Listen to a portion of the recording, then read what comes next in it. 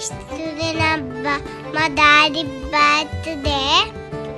So మేము cake cut చేసినాం, మేము అందరం తిన్నాం, మంచిగా ఎంజాయ్ చేసినాం. తర్వాత గిఫ్ట్ టైం వచ్చింది. ఫస్ట్ తర్వాత మా అక్క ఇచ్చింది,